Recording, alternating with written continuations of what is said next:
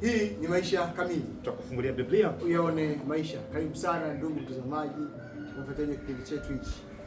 Tuko katika somo la pili katika robo ya kwanza, au kuunganisha mbingu na dunia, Kristo katika Wafilipi na Wakolosai. Na somo la wiki hii ambalo nasema sababu za kushukuru na kusali. Tuko somo la Jumatatu leo. Orodha ya Paulo ya mambo ya kuomba. Basi kabla ya kwanza tuweze kupata ombi. Tunakushukuru Mungu wetu wa mbinguni namna ambavyo umekuja nasi tokea jana tulipoona namna gani ambavyo mtume wako Paulo alivyohimiza umoja, alivyokuwa akiwashukuru watu wale alikuwa Filipi akiwaandikia kwa kuwajali sana, kuonyesha namna gani amefungamana nao pamoja. Na sisi leo hii tunaomba tuone umoja huu katika maisha yetu na katika kanisa letu na jamii yetu. Katika Yesu Kristo tunaomba na kuamini. Amina. Amina. Jana tuliangalia sababu za Paulo kumshukuru Mungu kwa ajili ya Wafilipi. Anasema akiwakumbuka na wamisi. Na hasa jinsi walivyokuwa wanashirikiana katika kueneza Injili alipokuwa pamoja nao. Na hata sasa akiwa kifungoni jinsi wanavyomsupport katika hilo. Ule shirika asante Mungu sana. Lakini Paulo alikuwa ni mtu wa kusali, wa kuomba pia. Wewe unapoomba mambo makubwa au mambo ya binafsi, ile orodha ile katika yale matatu makubwa, kama tumebahatika, unaweza kutuambia ni lipi? Au kama ni mambo ya binafsi sana sio binafsi sana. Katika orodha tatu kubwa, kwanza Roho Mtakatifu. Haleluya, hebu tuishie hapa. Hiyo orodha inafanana na hii ambayo tunaenda kuikuta Paulo anaposema anawaombea nini? Sawa. Yanahusiana na hayo mambo.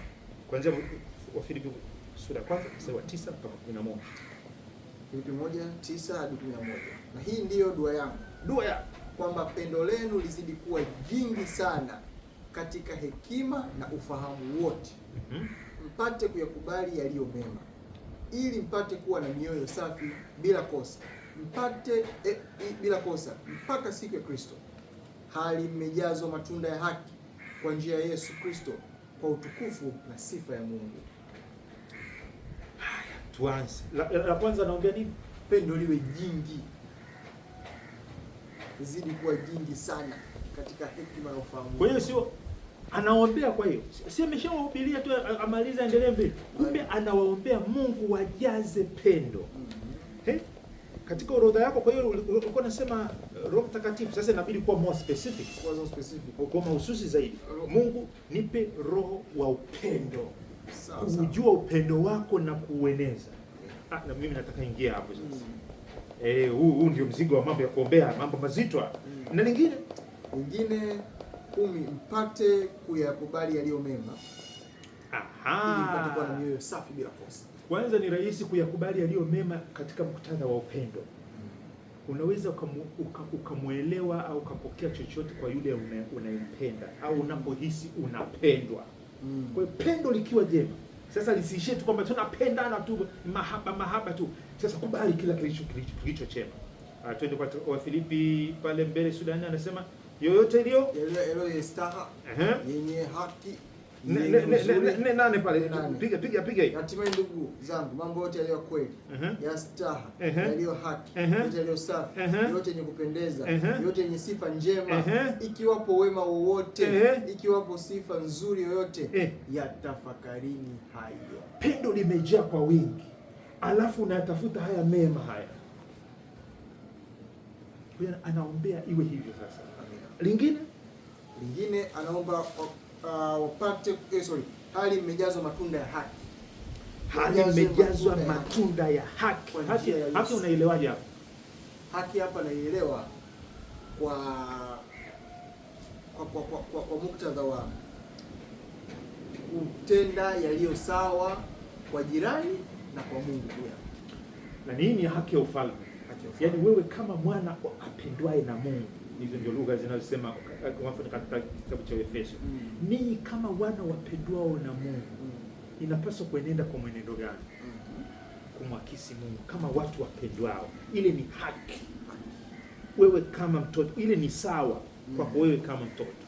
Kwa hiyo pendo umejaa, unatafuta mema, na unatafuta kutembea katika haki, ni wema katika Kristo Yesu. Sasa maana yeye ndio haki yetu, yeye ndio anatuonyesha jinsi ya kuwa binadamu kwa kweli sawa, au mwana sahihi wa Mungu kwa Mungu na kwa jirani. Ndicho anachoombea hicho. Kama kuna watoto wako, hayo ndio mambo unaweza kuombea kweli? Mungu anaweza kuombea. Tuendelee na lingine. Naona amemaliza hapo kwa njia ya Yesu Kristo kwa utukufu na sifa Mungu. Naona amemaliza hapo. Anasema bila siku ya Bwana ile bila kosa, bila kulaumiwa.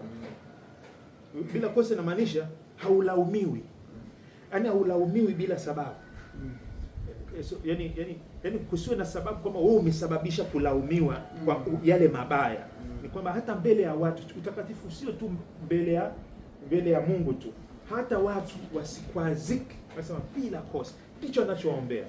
Kwamba yani Ukristo wao uwe ni picha ambayo watu wengine wanatamani, sio wanalaumu. Anasema ni Kristo gani huyo? Kitu kama hicho. Lakini lingine anaombea iweje? Anasema moyo safi. Unazungumza habari ya moyo safi. Unajua unaweza kuwa unafanya mambo sahihi katika haki na nini, lakini motives au moyo. Kwa mfano huko mbele tutasikia Paulo anazungumza katika Wafilipi, anasema au si somo lililopita tujifunze, anasema kuna watu wengine wanahubiri injili kwa fitina. Lakini wengine wanahubiri kwa moyo mweupe. Wengine anahubiri ili kumkomoa Paulo. Umeona hivyo? Ila anahubiri injili. Anahubiri hiyo haki, anaenda sasa, lakini ni fitina. Sasa siku ya mwisho atalaumiwa au atalaumiwa. Kwa hiyo Paulo anajali kwamba hawa watu anaowakumbuka, jana aliyokuwa anazungumza nao, anasema nawakumbuka, yani ushirika tuliokuwa nao. Sasa anasema haya ndio nawaombea sasa. Pendo liwe nyingi, mioyo safi, haki, hekima. Nadhani tujazungumza habari ya hekima pia. Hii ni hekima ya rohoni, ya jinsi ya rohoni. Huo ufahamu wako juu ya Mungu, maarifa yako juu ya Mungu, unayatumiaje kujenga ufalme? Ndio hekima yenyewe. Kujenga family, kujenga kanisa, kujenga. Maana unaweza kuwa na maarifa sahihi lakini ya kubomoa. Paulo maarifa anasema maarifa ubomoa, upendo ujenga. Kwa sababu maarifa bila hekima ya Mungu inaishia kuharibu. Mambo ya kuombea. Ushaenda kanisani ukasikia tunasema mambo ya kuombea. Hapo watu wanatoa orodha gani? Tuombee wagonjwa. Tuombee ujenzi wa kanisa. Tuombee injili. Injili kidogo inatajwa. Tuombee kingine afya zetu. Sasa haya mambo ya kuombea ukijaribu kuangalia yanakazia namna tunavyoweza kustawi katika neema, katika katika ushirika ule na Bwana. Na ni muhimu sana. Unaweza kuhubiri injili. In fact hata mtu mwenye fitina anaweza kuhubiri injili tu. Alafu siku ya mwisho akawa kukataliwa. Sijui mgonjwa ni akipona alafu yuko nje ya ushirika na Kristo, naye haya ni ya msingi. Ni msingi sana. Rafiki yangu, wewe sijui orodha yako ya mambo ya kuombea imekaaje. Lakini Paulo anatuuzia orodha yake. Naamini Wafilipi waliposikia na mambo haya nao wakatamani, wakasema na sisi tutayaombea ili umoja wetu katika Kristo Yesu uzidi kuimarika. Kwa nini tusijiunge pamoja nao? Tuombe. Baba yetu uliye mbinguni, tunaomba pendo lizidi kuongezeka baina yetu. Tunaomba hekima ya namna ya kutembea katika pendo hili. Tunaomba neema ya kutembea katika haki, kuitimiza haki ya ufalme, haki kama watoto wa Mungu, kuitimiza sheria yako, kutimiza upendo wako. Lakini pia Baba, tunaomba mioyo safi tunapofanya mambo yote, ili Baba ushirika wetu na wewe na sisi kwa sisi uwe bila kosa, hata siku ile ya Bwana atakapokuja kuhitimisha. Basi kazi njema uliyoanza kati yetu tunaomba ukaikamilishe unapojibu maombi kama haya. Bariki na mwenzetu anapojiunga katika umoja huu na maombi haya kwa jina la Yesu. Amen. Amina. Asante sana ndugu mtazamaji. Tunafikia tamati somo letu la Jumatatu leo. Jumanne. Kesho tunaenda kuangalia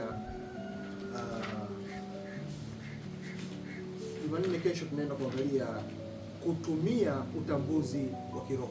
Mimi ni Arnold Rubinza. Na mimi ni Enos Makalindile. Karibu sana.